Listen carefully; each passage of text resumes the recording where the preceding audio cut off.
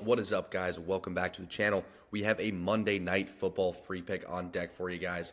We cashed in on our last Saturday free pick, Friday Night Football free pick, which was USC minus 14. Basically, the analysis was spot on, which always feels really good. The game went exactly how we thought. Rutgers was not going to be able to throw the ball. They weren't going to be able to hang with USC offensively, and the Trojans' defense really stepped up in that game, holding Rutgers to only 20 points, which is more than enough for that UFC offense to work with. They end up winning the game by 22 and covering that minus 14. So we've been red hot on the free picks, both here on Twitter. We had 2-0 free pick weekend. Over on the TikTok, we had a 7-2 free pick weekend. The TikTok is SB Breakdowns if you're interested in following that. And in the Discord as well, our free picks have been cashing all over the place. So before we get into this, a few result things to go over. We had an absolutely awesome Saturday. I'm going to throw up some screenshots of some cards that we sent out. Our 3-unit play on Hawaii money line. It was a late night Saturday night football game. Last one on the slate. 3-unit gets there. That moves our 3-unit play record to 12-0 since June. 3-unit plays are super rare, but when we send them out, they are smacking 12-0, have not lost one since June, and they're hitting it over 80% on the year. It's been an absolutely awesome run. Along with that, NBA's been cashing in. As you can see, we had a 12-1 prop day a few days ago. Cole's been red hot. We started a ladder challenge as well, and we are already moving on to day 3 of the ladder challenge. The goal there is just a fun thing for our members to participate in. Trying to get $10 up to $10K in 10 days, just rolling it over. First 2 days cashed easily, and now we are moving on to the 3rd day. So if you guys want all that stuff, top link in bio. Use the free trial. Come hang out with us. Come see what it's all about.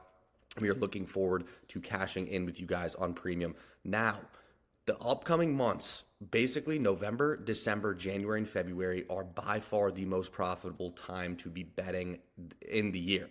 That 4-month stretch are by far the 4 most profitable months. And why I say this is because there are low variance sports at risk. So we have NFL, which is our best sport, college football, college basketball, which we are absolutely crushing. Like I said, we're bringing in one of the top analysts out there who's been basically just specializing in college basketball for years now. He's coming aboard the team.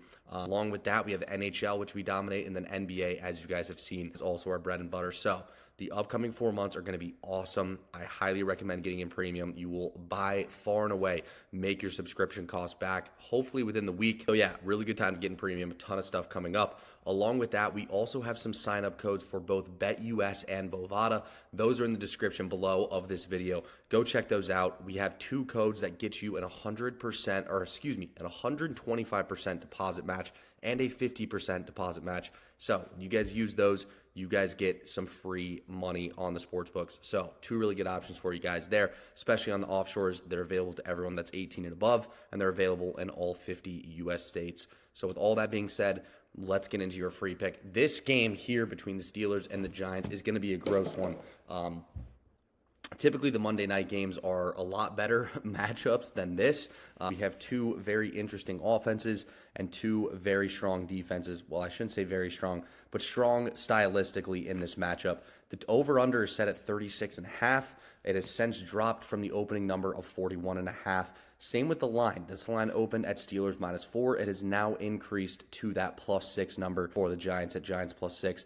Overall, this is going to be a trenchy game. This is going to be one in the trenches. It's going to be low scoring. It's probably going to be boring and not super entertaining to watch.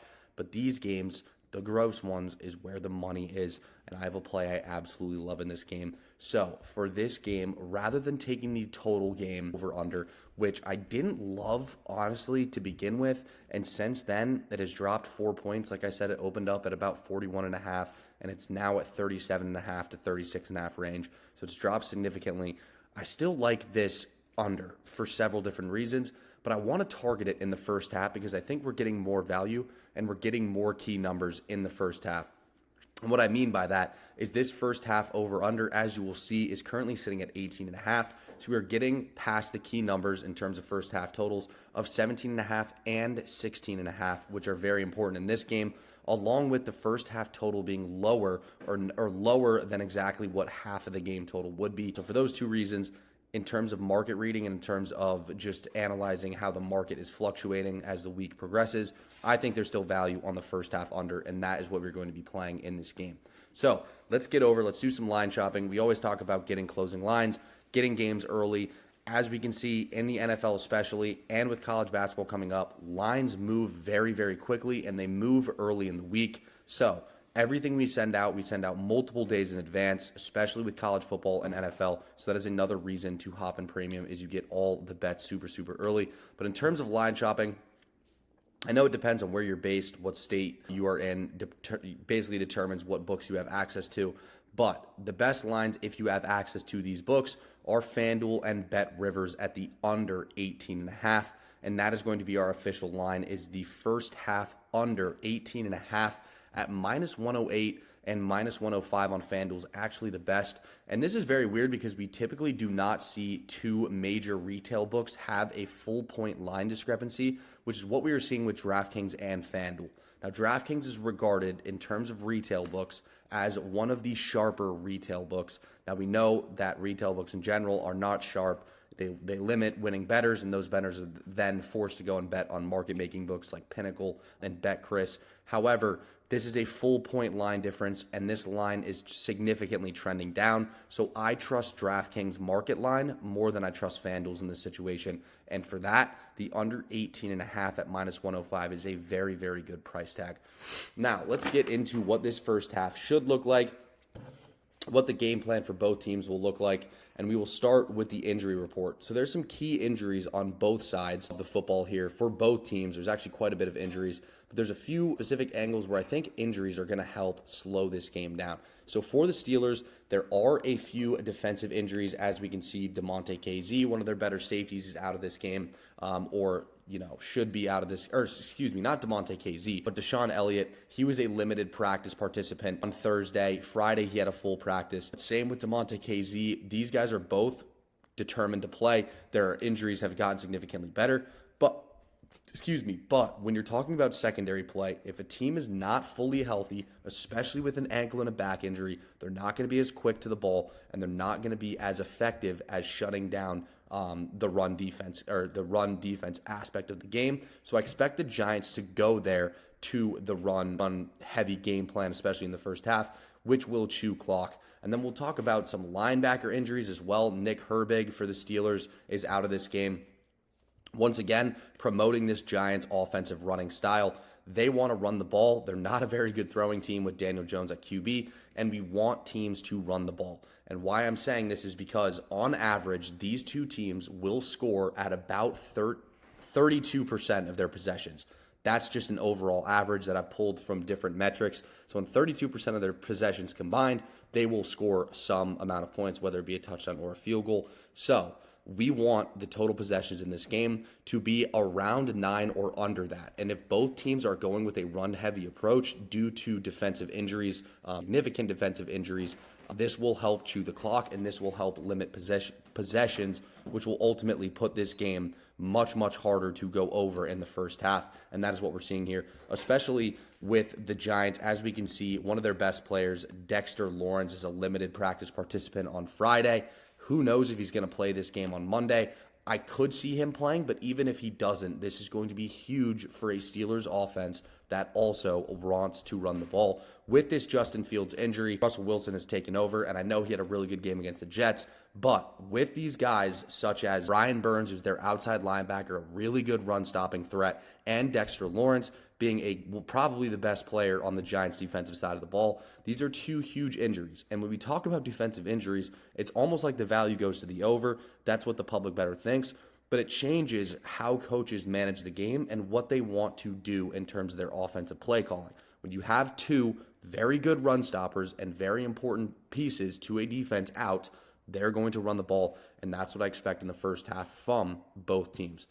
Now, let's get into some defensive metrics. So this is NFL team opponent yards per attempt. So one of the best teams at limiting opponent yards per attempt is the Giants. So they're 10th. They're top 10 in the NFL at limiting team opponent yards per pass attempt.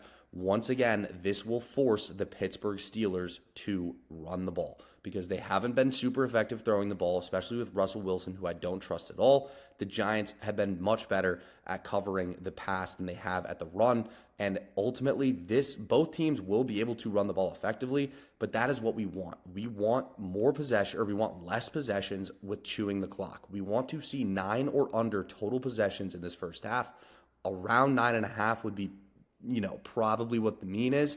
And if these teams do score on 32%, they would have to score a touchdown on 3 drives, which I just do not foresee happening with the Giants being able to limit the throwing.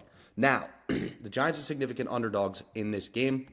So what they're going to have to do is establish the run early. However, when you talk about the Pittsburgh Steelers defense, NFL team opponent yards per rush attempt, Pittsburgh is 3rd in the NFL. They were actually all the way down to 3.4 team opponent yards per rush attempt in their last 3 games, but overall at 3.6. So the Giants are going to struggle to run the ball. However, Daniel Jones is not a pass-first quarterback. He never has been. He wants to take off. He wants to run, and that is also why his rush yards are set at 30.5.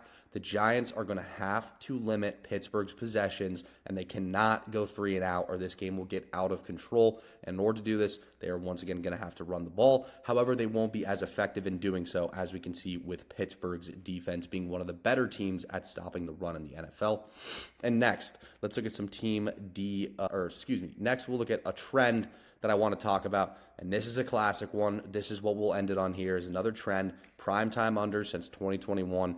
We all know this is an absolute money system, basically a blind tail. There's some criteria that fits this, but just primetime unders in general have been really, really profitable in the long run in the NFL since 2012 with the massive rise of sports betting, and public bettors love the over. And a line sitting at 36.5, even with, how stout these defenses are and sometimes how bad these offenses have looked, I think the public is going to like these over. There are 65% of the tickets currently on the over, and this line is dropping. That basically tells you where the market thinks the sharp bettors are going, and where they think there's more value is this under, and that is why they keep dropping the total line. But some criteria that fits into the full game under, even though we're only taking the first half, is the team spread is greater than 2. The team spread's less than 6. That fits that criteria. It's around 6 to 5.5. The team spread is greater than 2, and the over-under is set at under 50.5. And basically, just a primetime game. We'll take a look at how money this system has been. Look at this, right? Since 2012, 44-16-2 record. Absolutely unbelievable. A profit of 26.4 units, an ROI of nearly 40%. When we talk about elite ROIs in sports betting in the long term with big sample sizes, given this is a relatively small sample size, we talk about elite ROIs in the long term with systems and just with sports betting in general, you're looking for 5% or above. That is elite territory for sports betting. This is 40%. It's basically undeniable. I know it's a smaller sample size. I know it's a smaller trend, and all the games have independent outcomes, but there's a psychological component to why this is working year in and year out. And I don't think the books are correcting for this trend as much as they need to be, simply because the public keeps losing on primetime overs. So why would they, right? This also has a 73% win rate. So with all that compiled together, I think the Giants are going to start to throw the ball in the second half to keep pace with the Steelers. So that is why we're just rocking with the first half under 18.5 at -105 on FanDuel. Once again, go to the link in the bio. Top link in our bio to sign up for all of our premium picks. But if you guys want some free money on the sports books, that will be in the description of this video. Best of luck as always. Let's cash another free pick, and we will see you in the next one.